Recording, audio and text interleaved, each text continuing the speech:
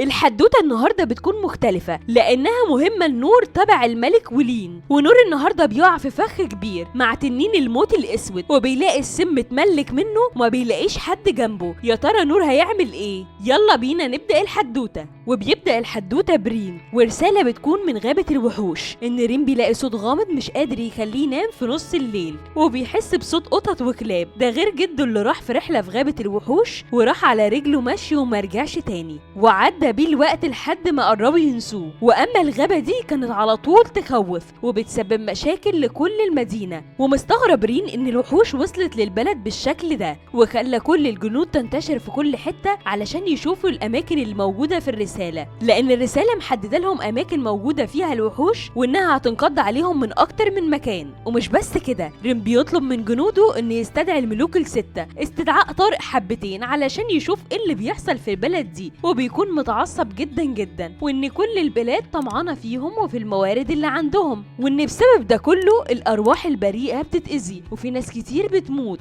واما نور بيكون مع لين، ولين بتكون مبسوطة جدا. اما لين بتقول رغم ده كله حصلنا على تعويض، رغم ان احنا ما جبناش ودن الوحش اللي احنا قتلناه. ونور بيقول لها هو انت مبسوطة بالمقابل ده؟ بتقول له يا سيدي احنا المهم خدنا اي فلوس تاكلنا.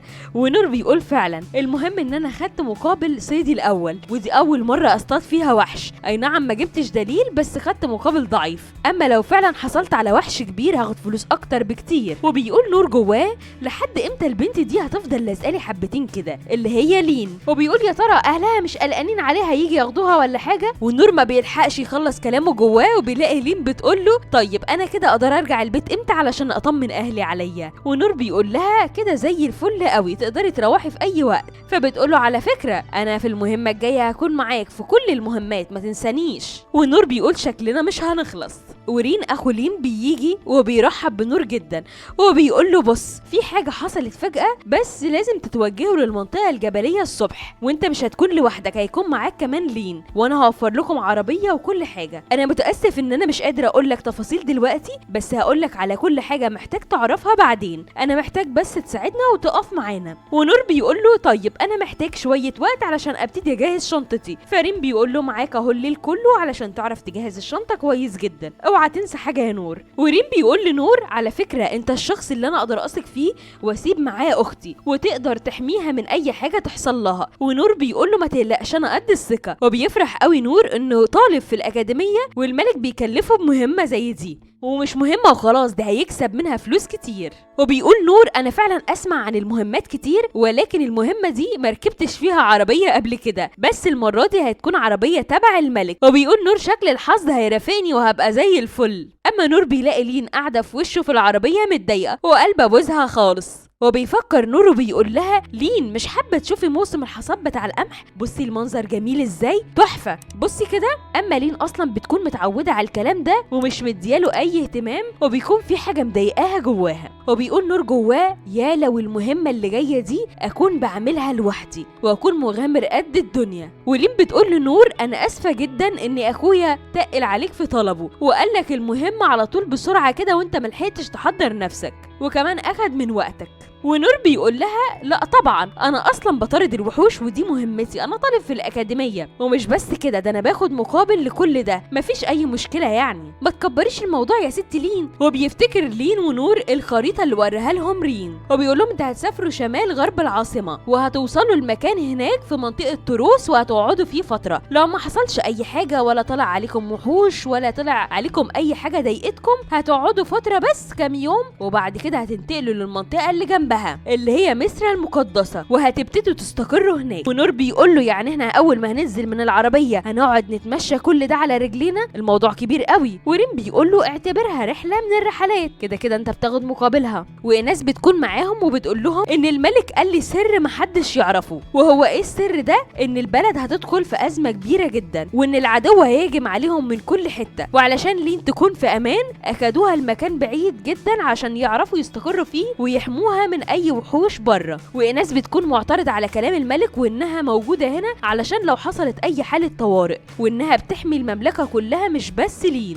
ولكن رين بيقول لها انت الوحيدة هنا في القصر اللي واثق فيها واقدر احافظ على اختي معاها، وايناس بتكون مضطرة ان هي تاخد لين وتروح هناك. يعني معنى كده انهم مش رايحين في مهمة، ولكنهم واخدين لين لمكان امن بعيد عن الوحوش. اما ايناس بتتاسف لنور انه مجبر يروح معاهم، ونور بيقول لها لا، شكلك انت اللي متضايق النهارده، وشكل طول الرحله هتبقي كده. وبتكون ايناس مسؤوله عن حمايه نور ولين، وبتقول له فعلا انا متضايقه ان انا معاكم. وبيقول لها انا ممكن اهرب على فكره في اي وقت واسيبك انت ولين. فبتقول له لا، انا عندي درع اقوى من اي حد. فبيقول لها درع ايه؟ وبيتفاجئ نور من كلامها. اما نور بيلاقي ناس بتوري له الدرع بتاعها وبيتفاجئ قوي منها ومن قوتها الخارقه. اما نور بيفكر في المعلم بتاعه وبيقول يا المعلم بتاعي كان قوي جدا بس مش بقوه ايناس، وان ايناس ما تقلش حاجه عنه اصلا. وايناس بتقول لنور اول ما اكتشفوا موهبتي انا كان عندي موهبه خارقه جدا، واول ما اكتشفوها ودوني دار ايتام، وكل اصحابي كانوا بيتفاجئوا مني ومن اللي بيحصل معايا. ومش بس كده، ده مره واحده صاحبتي جت تقول لي ايه اللي في ايدك ده، ولمستني اتلسعت زي ما يكون في ايديها نار. وجالها المدير وبيقول لها ايه السحر اللي حصل لك ده، وبيكون معاه ساحر علشان يشوف القوه اللي في ايديها. والساحر بيقول لها دي هديه من السما، محدش غيرك عنده كده، وانها شبه الشفره ممكن تقطع اي حد، او درع يحمي من اي شيء ومحدش يقدر عليه. فلازم تعرفي يا انس تستخدميه كويس، لان ده ممكن يقضي على بلد كامله. والمدرب مش بيسيبها كده، لا ده بياخدها المكان علشان يشوف مدى قوه درعها. وحتى هي ابتدت تستخدم درعها في انها تعمل مسافات ما بينها وما بين اي شخص. وافتكرت اول مره